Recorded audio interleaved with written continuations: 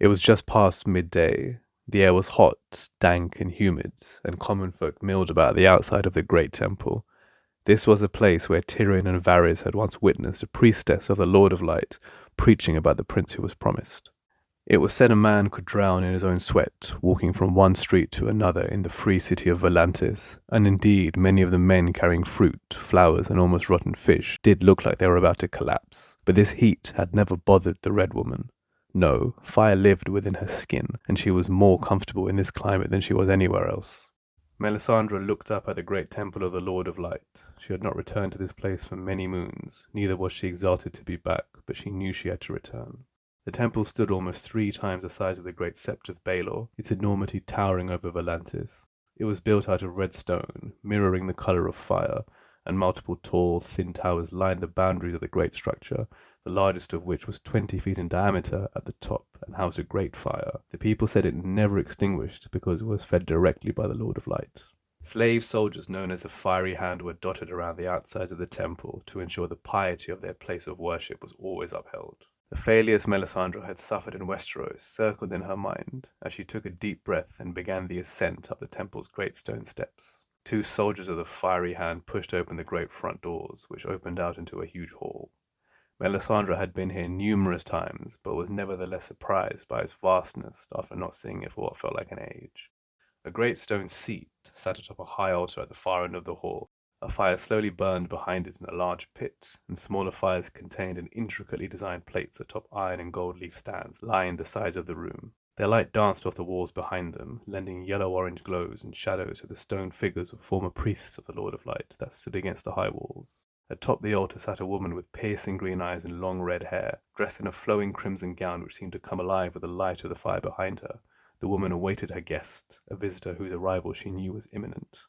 Melisandre approached the altar under the gaze of the fiery Red Priestess. Red Priestess Melisandre, welcome back to Volantis, said the High Priestess of the Great Red Temple, greeting her servant. High Priestess Kinvara, Melisandre replied, bowing her head in respect and noticing the lack of surprise on her face. You were expecting me. I foresaw your return.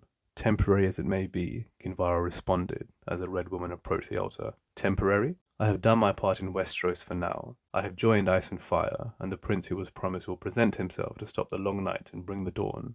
I will return to the west when my time is due. Kinvara smiled. Your time will be due sooner than you may have imagined, priestess, and the prince who was promised will not have to reveal themselves. We know who the prince is. Melisandre looked back at her dubiously. With respect, High Priestess, such certainty can be a dangerous thing. I served another for years, believing he was Azor Ahai Reborn. How can you be sure of who the prince is, and if he is the same man as Azor Ahai Reborn? The prince who was promised was born amid smoke and salt, promised to be born into the world to stop the long night and bring the dawn. Azor Ahai is a legendary warrior who first defeated the great evil thousands of years ago, when he plunged his sword into the heart of ice and darkness. They are one and the same. Azor Ahai Reborn is the prince who was promised, and Azor Ahai must forge the great sword, Lightbringer, by tempering its blade in the heart of the one they love the most, as you well know, Melisandre. You followed one another for years, mistakenly believing he was the chosen one. So staunch were you in your belief, you did not think to consult any of your fellow priestesses. You have yet to atone for your failures with Stannis, but a just punishment will come to you in due course, Kinvara replied with authority. The expression of discomfort was evident on Melisandre's face, given her own blunders with prophecies. But the Lord's children make mistakes. You were only one priestess, interpreting his signs in the flames, Kinvara continued. We have seen the chosen one, Melisandre, and we have both already encountered her. Melisandre looked back to Kinvara with confusion. Daenerys Stormborn is Azor Ahai Reborn, Kinvara continued. Melisandre's eyes widened. Born amid salt at Dragonstone, when a great storm sent waves crashing against the walls of the castle of her ancestors on the culmination of the usurpers' rebellion. Reborn amid smoke, as Daenerys unburnt on the pyre of her late husband the Carl, her 3 dragons of fire made flesh, and when the great red comet pierced the sky and dragons were born again into this world, the Lord of Light's power grew immeasurably. Did you not wonder why we were suddenly able to see so much more in the flames from then on? The Red Priests have been spreading the word of Daenerys Stormborn across Essos. She is not only Azor Ahai Reborn, but through her we shall herald the true saviour of the Lord of Light. Melisandre's expression betrayed confusion. The true saviour? She asked. You will return to Westeros sooner than you imagined, Priestess Melisandre. You will find Daenerys Stormborn in King's Landing. She will require your assistance and your protection. You still have a vital role to play in the wars to come, and in bringing the true savior of the Lord of Light into this world. Kinvara rose and stepped behind her seat at the altar to the burning fire. Now come, Melisandre, look into the flames and see what we have all seen. Jon stood at the table which now seemed to have become his constant abode. He pored over the map of Winterfell and its surrounding lands laid out in front of him, strategizing battle plans for the Night King's arrival with his fellow commanders. Dreary daylight shone in from the high windows, brighter than it would have been a few months back due to the light reflecting off the constant snows that had come with winter. Brienne, Jorah, and Beric shivered as they stood around the table, but Tormund, Ed, and Sam stood fairly comfortably, having gotten used to the colds of the north. As they discussed battle plans, Jon took a step back to collect his thoughts. Lost in his head, he hadn't noticed his sisters enter the room behind him. "We need a word," Sansa quietly but sternly uttered to him. "What?" he replied as he turned, somewhat startled to see both his sisters standing before him. "Now?" "Yes, now," Arya replied as she turned, walking with Sansa out of the room. "We're going to the Godwood." Jon sighed, sure he already knew what they wanted to talk about.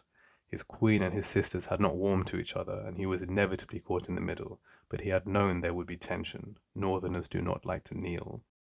The Godswood was as peaceful as it ever was, even with a faint hum of clanging metal, sparring soldiers and hammering dragonglass in the background. Snow covered the ground, the trees and their branches as Bran sat solitary underneath a great werewolf tree in his wheeled chair.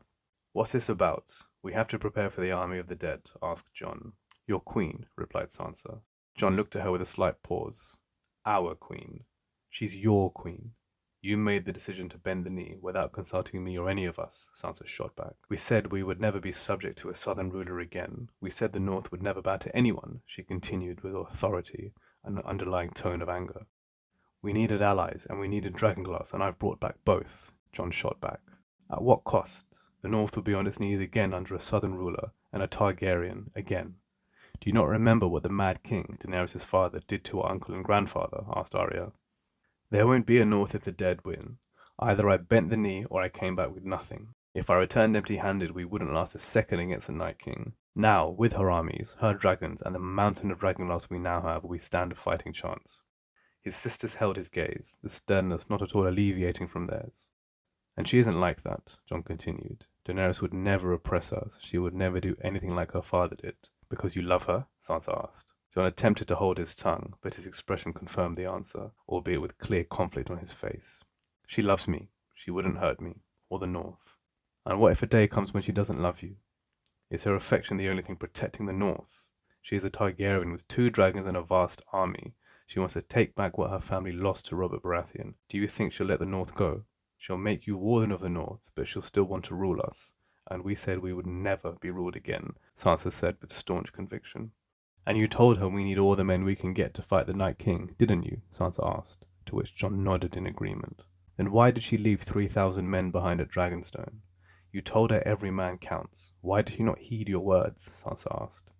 The frustration on Jon's face was evident. He had told Daenerys they needed all the help they could get, and yet she had still left thousands of men behind at Dragonstone. "It would not have been prudent to leave my base unattended, especially when it's so close to King's Landing," she had said to him. Jon even agreed, but there would not be anything left if the dead won, and she had not heeded his words. "We don't trust your queen," Arya interjected. Bran noted her few words spoke volumes as he quietly observed his siblings without uttering a word. "You don't know her yet. She's loved in Essos. She's loved by her advisors, her armies, and thousands of slaves she freed," Jon replied. "From what I do know, I do not trust her," Arya retorted. "She executed slave masters and highborn family members without trials," Sansa added, responding to the quizzical look on Jon's face. "She's upturned cities and burned men alive who refused to follow her." Jon looked to Bran, knowing he was the only one who could have illuminated such information to his sisters. "She also burnt Samwell Tarly's father and brother alive," Bran added with a tone of almost objective indifference. Sansa and Arya looked back at their little brother with surprise, and Jon saw this was not information Bran had previously shared with them. Sansa turned back to face Jon and immediately perceived the lack of shock on his face.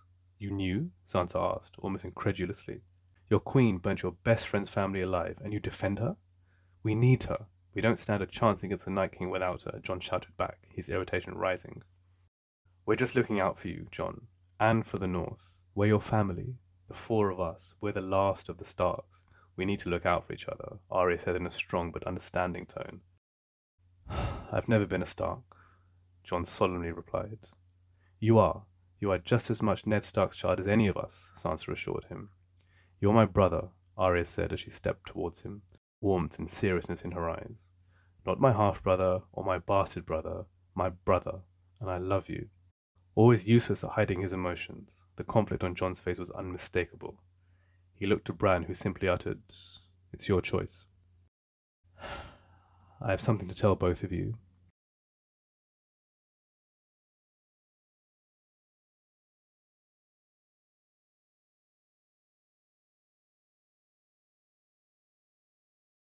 Jon sighed.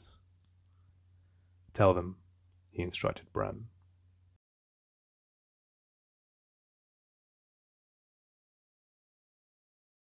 What am I doing in Winterfell? The Iron Throne, my throne, is in King's Landing, waiting to be taken, while the usurper's widow parks her backside on it. Cersei lied to me. She kept her soldiers in King's Landing. She fortified her position and has an army of mercenaries at her command, and I am here in the frozen north. I could fly Drogon and Rhaegal to King's Landing and take my throne this instant, if I so wished. Missandei listened to her queen intently, sitting alone with her in her chambers in Winterfell as she vented her frustrations. They occupied a modestly sized but warm room on the sides of the castle, made as comfortable as possible for the new queen, albeit begrudgingly by the people of Winterfell. Yes, you could, your grace, but we are in the north for a reason, and now the people of the north will know and love you as well. The north is the largest of the Seven Kingdoms. I wouldn't say they love me, Daenerys replied, more like begrudgingly obey me, because the man they named king bent the knee. They will come to love you, your grace, just as thousands in Essos have, just as the free men who fight for you do, just as Jon Snow does. Daenerys felt a pang of discomfort on hearing his name, recalling the sharp pain of rejection from the one person on this continent whose love she actually wanted. Missandei, ever aware of her queen's emotions, noticed her discomfort. Your Grace? She asked inquisitively. Daenerys realized her emotions were leaking through her expression, but wasn't ready to share them just yet with her most trusted advisor. I don't have any love on this continent. They love Jon Snow, she said. And Jon Snow loves you. He bent the knee. His people will follow you when they come to see what thousands in Essos see, and what we all see in you, Missandei said encouragingly with a warm smile. You and Grey are the only people in this world I trust completely. I don't know what I would do without you, especially on my own on this continent, which is supposed to be my home, but feels like the furthest thing from it. Missandei smiled uneasily, immediately perceived by Daenerys. What is it? The silver-haired queen asked. You are correct, your grace. As always, this continent does not feel like home. I am from a warm climate. I have never experienced such cold. I come from a place without fighting, without social class, without family houses, and without noble names. When you take your throne, my queen, and your rule here is absolute, myself and Torgo and Udo wish to go back to Narth to live out the rest of our days, Missandei said sweetly, but uneasily. Starkly taken aback, Daenerys found herself speechless. We would not leave you before you took your throne, your grace, and of course, only if you willed it, Missandei followed up, reassuring her queen. A horrible sensation flooded over Daenerys, one which she had not experienced for a long time, the dread feeling of loneliness. She felt a distance from Jon she could not explain. She didn't know if she could trust Tyrion after his bungle with Cersei and the arrival of his brother Jaime, and now her two most trusted advisors, the two people closest to her, might not be at her side after she took her throne. She found herself on a strange continent, fighting a war which wasn't her own, while her throne sat in the south, all in a land she was supposed to call home, but felt like the furthest thing from it. The terrible sense of unease grew in a way she could not seem to control. Missandei observed her queen with concern, worried she had expressed her feelings at completely the wrong moment. Daenerys composed herself. I am not a tyrant who forces her will upon others, especially those I love, she thought to herself. We would stay if you needed us, your grace, until our last days, if that's what you willed, Missandei continued. No, I would not stop you living the life you want to live, Daenerys replied. You are not a slave, you are free, but you will stay with me until we take the throne. Of course, your grace, the people of Westeros will come to love and respect you, just as they do across the narrow sea, and you will have Jon Snow. He loves you, and he is an honourable man. He will maintain your rule truly and loyally. If you wished him to be, he would always be at your side. I'm not sure he's by my side at the moment, Daenerys replied. I feel a distance from him, a very sudden one. I think... She paused as she racked her brains for why, but only came to one conclusion. I think it's because of Sansa. Your Grace? Missandei inquired. His sister hasn't warmed to me. Even though Jon bent the knee and his people are duty-bound to follow, Sansa does not show me the respect I, her queen, deserves, and nor do her people. I think Jon is stuck between us, all while trying to prepare for a war which may well kill us all. If the Night King does succeed, that would solve all of our problems at least. Missandei smiled at her queen's remark before she replied. Jon Snow is stuck between the woman he loves, his family, and the people who named him king. I imagine that is a difficult position, especially for a man as honourable as he is. Once Sansa sees what the rest of us see in you, she will come around, as will her people, Your Grace. She would have to. I am her queen, Daenerys replied with authority. Yes, you are, Your Grace, Missandei replied, realizing Sansa might be the key to resolving Jon's supposed inner conflict, and therefore her queen's worries.